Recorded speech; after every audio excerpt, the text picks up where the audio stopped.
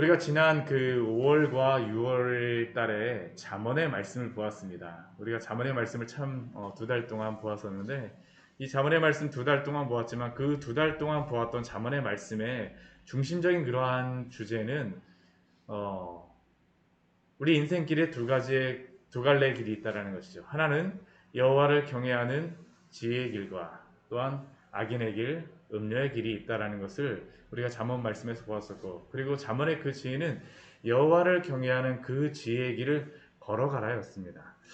오늘 야고보서 말씀도 동일한 말씀을 하고 있습니다. 거의 유사한 말씀을 하고 있습니다. 우리 인생의 그러한 길이 두 갈래의 길이 있다라는 것이죠. 두 가지의 지혜가 있습니다. 하나는 위로부터 난 지혜요. 또 하나는 땅에 속한 지혜라는 것을 우리에게 말씀합니다. 이것은 앞에 그 야고보서 1장 26절, 27절 말씀에서 이 하나님께 속한 그러한 지혜는 그 땅에 속한 지혜는 스스로를 경건하다 생각하는 그 교만한 그러한 지혜의 모습이고, 또 하늘에 속한 하나님께 속한 지혜는 하나님 앞에서 정결하고 더러움이 없는 그러한 경건이 바로 그 참된 지혜인 것을 말씀하셨는데, 오늘 말씀은 이 위로부터 난 지혜가 무엇인가, 또 이제 내일 말씀까지 해서 이 땅에 속한 지혜가 무엇인가 라는 것을 우리에게 말씀하고 있습니다. 오늘 그 13절 말씀을 보면 한 가지의 질문으로 시작을 합니다. 너희 중에 지혜와 총명이 있는 자가 누구냐? 너희 중에 지혜와 총명이 있는 자. 물론 여기에 지혜와 총명이 있는 자라는 것은 머리가 똑똑하거나 세상적인 그러한 성공적인 그러한 지혜가 있는 것을 의미하는 것은 아닙니다. 여기에 있는 그 지혜와 총명의 의미는 이 지혜와 총명의 주인이 하나님이라는 것을 우리가 인정하는 것부터 시작합니다. 야고보서 말씀이 이 지혜에 대해서 계속적으로 말씀합니다. 우리 1장 말씀에서 그것을 말씀하셨죠. 우리 1장 5절 말씀에 보게 되면 하나님이 지혜를 주시는 분임을 우리에게 이렇게 말씀하고 있습니다. 우리 같이 한번 읽어볼까요? 야고보서 1장 5절 말씀입니다. 너희 중에 누구든지 지혜가 부족하거든 모든 사람에게 후히 주시고 꾸짖지 아니하시는 하나님께 구하라. 그리하면 주시리라. 지혜가 부족하면 지혜를 구하라. 누가 주십니까? 하나님께서 주세요. 지혜의 주인이 누구십니까? 하나님이시라는 것이죠. 하나님이 주시는 지혜가 바로 이 야고보서의 지혜입니다. 근데 이 하나님으로부터 오는 지혜는 그래서 어떠한 그러한 특징이 있겠습니까? 이 열매가 나타나는데 그 뒤에 말씀해 보게 되면 선행이 나타나고 있죠. 선행. 그 하나님으로부터 말미암은 그 지혜와 총명이 있는 자에게는 선한 행동이 그 삶에서 나타난다는 겁니다. 하나님을 믿는다라고 하였음에도 불구하고 이 선한 행동이 나오지 않는다. 악한 행동을 하면서 나는 하나님께로부터 온 그 지혜를 받은 사람이다 라고 할 수가 없다라는 것이죠. 또 그 다른 특징이 무엇입니까? 지혜의 온유함. 이 온유함이라고 하는 것은 겸손함을 의미합니다. 하나님이 주셨기 때문이죠. 하나님이 주셨기 때문이에요. 이 지혜와 총명이 있는 자는 근본적으로 또한 누구겠습니까? 우리 앞에 야고보서 1장 우리 18절 말씀을 보게 되면 또 우리에게 지혜에 대해서 이렇게 말씀하였었습니다. 그가 1장 우리 18절 말씀을 보면 그가 피조물 중에 우리로 한 천 열매가 되게 하시려고 자기의 뜻을 따라 진리의 말씀으로 우리를 낳으셨느니라. 하나님의 말씀 그 지혜에 따라서 거듭난 성도가 또한 이 지혜를 가졌다라는 것을 의미하고 있죠. 또한 그 삶에서는 그 거듭난 성도의 삶에서는 무엇이 드러납니까? 우리 뒤에 21절 말씀에서 보게 되면 그러므로 너희 모든 더러운 것과 넘치는 악을 내버리고 너희 영혼을 능히 구원할 바 마음에 심어진 말씀을 온유함으로 받으라. 말씀을 온유함으로 받아서 이 겸손함이 드러나는 그러한 성도라는 겁니다. 결국 이 지혜와 총명이 있는 자라는 것은 하나님께로부터 이 지혜를 하나님으로부터 오는 지혜고 하나님께로부터 난 자가 이 지혜를 소유하고 있고 이렇게 난 자는 선행과 겸손함이 반드시 나타날 수밖에 없다는 것이죠. 단순히 그냥 그 야고보서에서는 행함으로 그 믿음을 보이라라고 말씀하고 그 말씀하는 것이 아니라 이 마음이 어떠하냐라는 것을 우리에게 말씀하고 있습니다. 그러나 이 땅에 속한 이 지혜는 무엇입니까? 하나님으로부터 온 지혜는 이 선행과 지혜, 온유함, 겸손함이 있는데, 우리 땅으로부터 속한 지혜는 우리 14절 말씀에 보게 되면 두 가지의 특징을 이야기하고 있습니다. 그 특징을 우리 3장 14절 말씀에서 무엇이라고 말합니까? 독한 시기와 다툼이라고 이야기하죠. 땅에 속한 지혜의 그러한 특징은 독한 시기와 다툼입니다. 여기에 그 의미하는 이 독한 시기라는 것은, 이 독하다라는 의미는 쓰다라는 의미입니다. 쓰다라는 의미이고, 이 시기라는 의미는 이 열정, 열심이라는 의미가 있습니다. 그리고 또 이 다툼이라고 하는 것은 비열함과 이기심을 의미하고 있어요. 결국 그러니까 이 땅에 속한 이 지혜의 특징, 땅에 속한 것은 독한 열정, 쓰디쓴 열정, 그리고 이기심으로부터 나오는 그 열정이 땅에 속한 그러한 지혜라는 것이죠. 근데 왜 이 말씀을 할까요? 이게 우리에게 굉장히 큰 의미를 나타내고 있습니다. 우리가 하나님의 백성이라고 하면서도, 하나님의 자녀라고 하면서도, 하나님이 주시는 그러한 뜻을 이루어 드리겠다라고 하면서도, 우리가 혹시 우리의 마음속에서 독한 시기와 다툼으로 무엇을 하지 않느냐라고 우리에게 질문하고 있는 겁니다. 이게 참 무서운 게, 제가 그 교회를 개척하고 나서 저의 기도 제목 중에 하나가 무엇이냐면, 목회를 독한 마음으로 하지 말자라는 게 저의 기도 제목 중에 하나입니다. 이게 처음에 교회를 개척하고 나면 목회자들에게 오는 그러한 마음 중에 하나가, 교회를 빨리 하나님께서 교회를 부흥시켜 주셨으면 좋겠다라는 그러한 마음들을 가지죠. 근데 그러한 마음들을 갖다 보면 어떤 마음이 생기겠습니까? 독한 마음, 독한 열정. 내가 나를 증명하기 위해서, 원래는 하나님의 영광과 하나님의 사랑을 드러내기 위한, 하나님의 복음을 전하는 그러한 공동체여야 되는데, 내가 빨리 교회를 부흥시키고, 내가 빨리 그 반듯한 교회를 건축하고, 내가 빨리 무엇인가를 해서 나를 드러내고자 하는 그러한 열심이, 이게 이러한 속에 있다라는 것이죠. 그 마음속에, 우리의 마음속에 막 이런 것들이 올라오게 됩니다. 어디 이것이 개척교회의 목회자들에게만 있겠습니까? 사실은 우리에게도 있지 않습니까? 우리가 하나님의 일을 하겠다라고 하면서도, 당신이 그런 거 할 수 있어요 라고 옆에 이런 이야기 한마디 딱 듣게 되면 우리의 마음속에 어떻습니까? 하나님의 영광을 위해서 무엇인가 하겠다라고 하면서도, 그래? 나한테 그런 얘기를 해? 그러면서 우리의 마음속에서 나를 증명하고 싶은 막 열심들이 막 솟아오르기 시작하죠. 그리고 한편에서는 나의 그러한 이기심들과 그러한 탐욕들의 마음들이 드러나기 시작하는 겁니다. 하나님의 백성, 하나님의 교회는 결코 독한 시기와 다툼으로 세워질 수가 없다라는 것이죠. 이러한 것으로 자랑하지 말라라고 14절 말씀에서 분명히 말씀합니다. 독한 시기와 다툼이 있으면 자랑하지 말라. 거룩한 목적을 가지고 우리가 한다라고 하면서도 독한 시기와 다툼, 그 방법조차도 독한 시기와 다툼으로 하면 안 된다라는 것이죠. 이것은 무엇입니까? 진리를 거스르는 것이라고 얘기하는 것이죠. 거짓말이라고 말하고 있습니다. 우리가 하나님의 그러한 백성으로 거듭났다라고 하면 우리의 마음은 어떠한 마음이어야 되겠습니까? 겸손함이 항상 있어야 됩니다. 사랑하는 성도 여러분, 날마다 겸손한 가운데에서 주님을 위하여서 봉사하시는 귀한 복된 성도 되시기를 축원합니다. 이게 우리에게 있어야 돼요. 우리에게 있어야 됩니다. 저에게도 이게 기도의 제목입니다. 만약 독한 시기와 다툼으로 행한다, 그러면 그것은 무엇일까요? 우리 15절 말씀에 굉장한 그러한 말씀으로 우리에게 말하고 있습니다. 굉장한 경고의 말씀이죠. 이러한 지혜는 무엇입니까? 결코 위로부터 내려온 지혜가 아닙니다. 땅 위에 속한 것입니다. 정욕의 것입니다. 또한 누구의 것입니까? 귀신의 것이라고 이야기를 하고 있죠. 하나님의 지혜는 결코 그럴 수가 없어요. 하나님의 거듭난 성도는 결코 독한 시기와 다툼으로 나를 증명하기 위해서 나의 그러한 독한 그러한 그 열심으로 행할 수가 없다는 것이죠. 하나님이 주시는 그 열심이 우리 안에서 넘쳐나야 된다는 겁니다. 열심 자체가 나쁘다라는 건 아닙니다.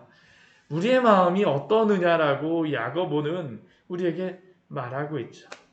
이러한 위로부터 내려온 것이 아닌 땅 위의 것, 정욕의 것, 귀신의 곳, 그곳에는 무엇이 있습니까? 시기와 다툼이 있는 곳이라고 이야기를 하고 있죠.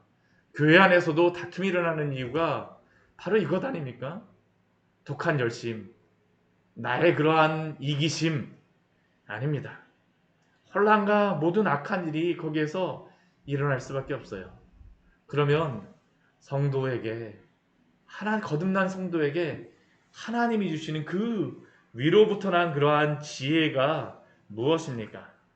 오늘 17절과 18절 말씀은 참 암송을 하면 참 좋을 것 같아요. 우리의 마음속에 이 독한 마음과 함께 이 시기심과 함께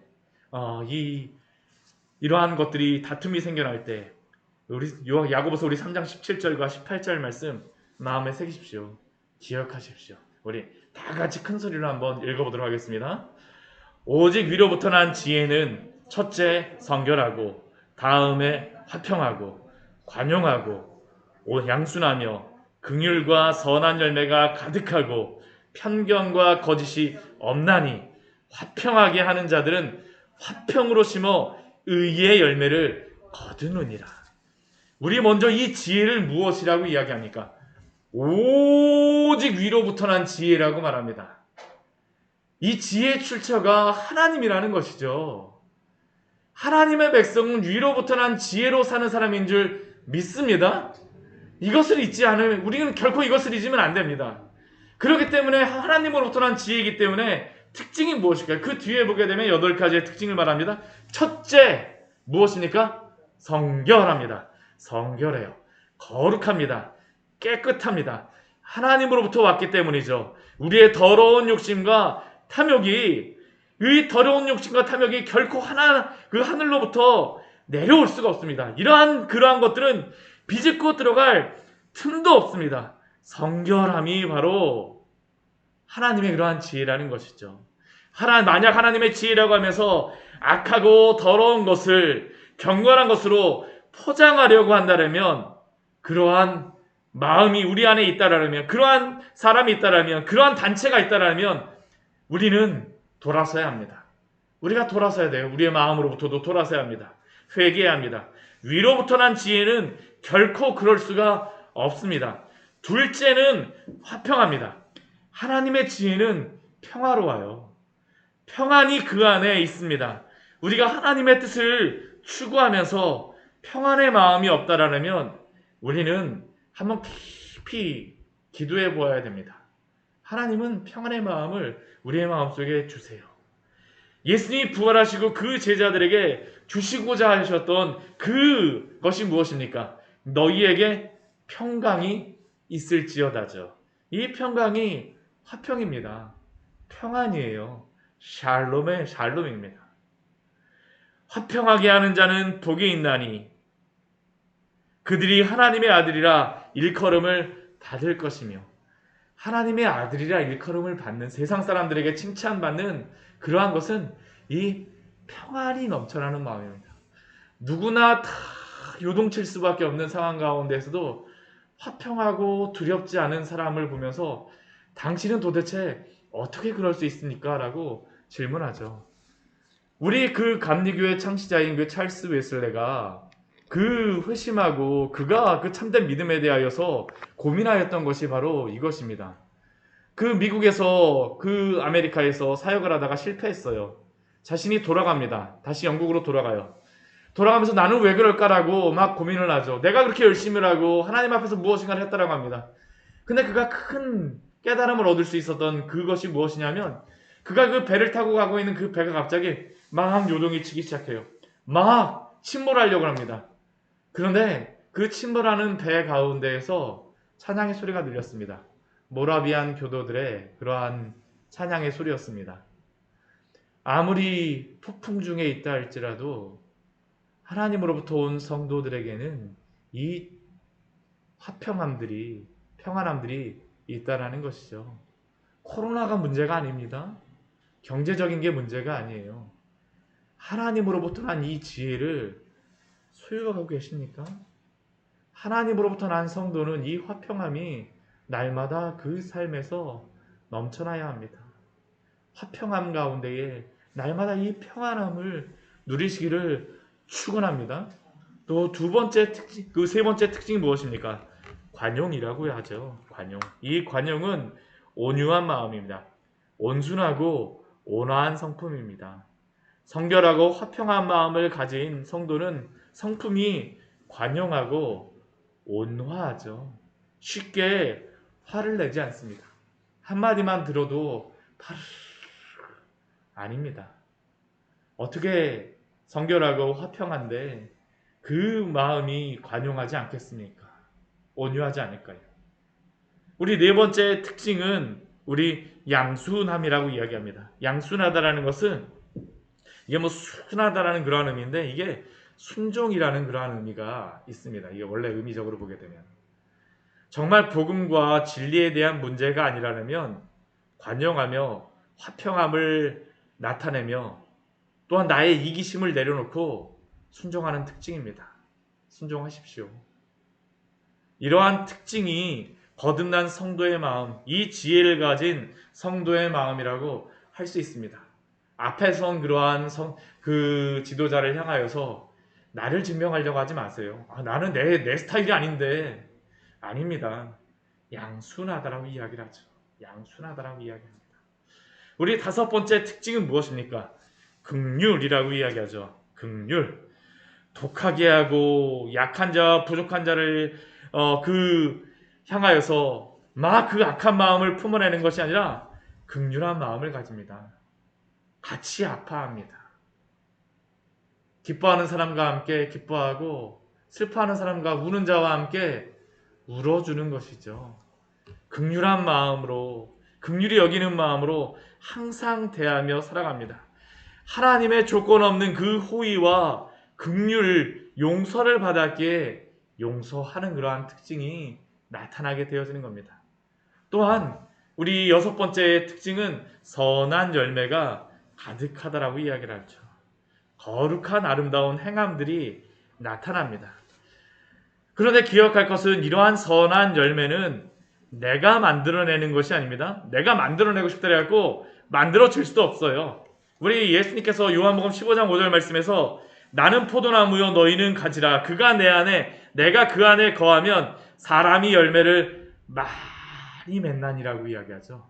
우리가 그리스도 안에 있으면 이러한 선한 열매가 맺혀지게 되어집니다. 이게 자연스러운 그러한 것입니다. 우리가 먼저 그러기 때문에 이 지혜를 갖는 것은 그리스도 안에 있다라는 것을 의미하는 것이 자연스럽게 맺혀지는 그러한 특징이라는 것을 우리에게 말하고 있는 것이죠. 그리고 일곱 번째 특징이 무엇입니까? 우리 편견이 없다라고 이야기합니다. 여기서 편견은 불확실함이 없는 의심스러움이 없는 그러하다라는 그러한 의미로 우리 그 야고보서 1장 6절 말씀 우리 그 8절 말씀에 보면 이러한 말씀이 있어요. 두 마음을 품어 그 모든 일에 정함이 없는 자라고 말씀하여 주셨는데요. 이 지혜를 가진 사람은 두 마음을 품으면서 의심하면서 이리 갔다 저리 갔다 뭐 일이 생기게 되면 아침에 생각 틀리고 저녁에 생각 틀리고 막 왔다 갔다 하지 않는다라는 것이죠. 이게 앞에 있는 그러한 특징들이 있기 때문에 편견되지 않는 것이죠. 사람들에게도 그렇습니다. 내 스타일이 안 맞아. 갑자기 나한테 저녁에 뭐 중간에 말 한마디 하고 갑자기 나의 스타일인 것 같아. 아닙니다. 편견되지 않아요. 이 지혜는. 우리 여덟 번째 특징은 무엇입니까? 거짓이 없다라고 이야기를 하죠. 하나님 앞에서 정직합니다. 위로부터 난 지혜는 이러한 특징이 있어요. 결국 야고보가 말하고 있는 이 위로부터 난 지혜는 사도 바울이 갈라디아서 5장 22절 23절 말씀에서 이야기했던 성령의 열매하고 어떻습니까?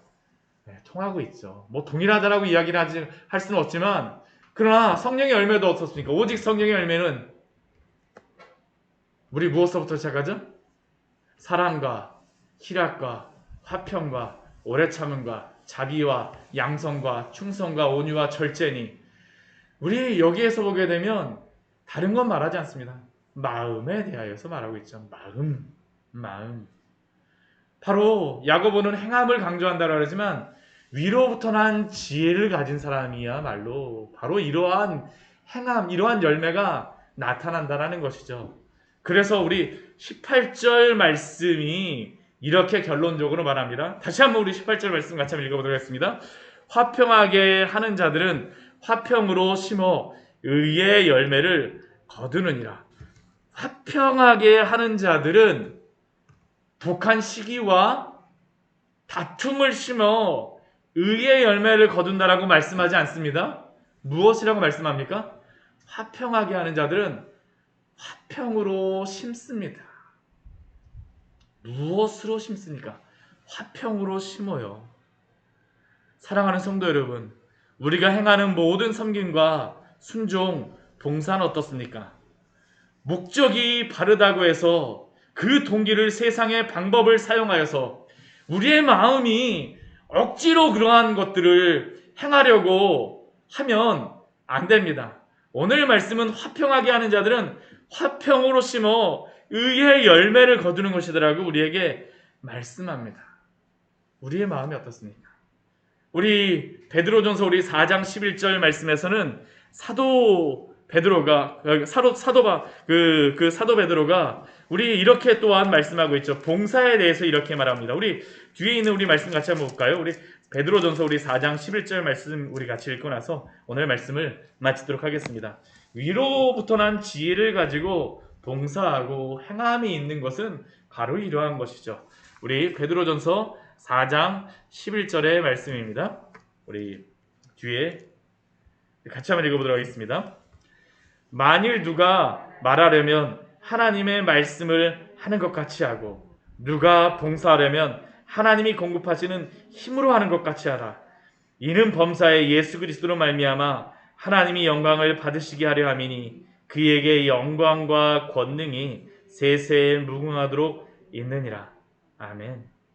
하나님이 주시기 때문에 우리가 말도 하고 하나님이 주시는 그러한 능력으로 우리가 봉사도 하는 겁니다.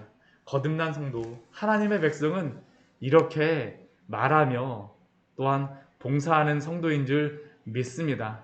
이렇게 행함으로 말미암아 하나님의 영광 드러내십시오. 베드로전서 우리 말씀 얼마나 좋습니까? 하나님의 영광을 받으시게 하려 함이라. 그에게 영광과 권능이 세세에 무궁하도록 있느니라. 오직 하나님만이 우리의 영광과 모든 권능과 또한 것들을 다 받으시는 영원하신 하나님인 줄 믿습니다. 우리를 사용하여 주시옵소서. 우리 주님 앞에 같이 기도하도록 하겠습니다. 하나님 아버지,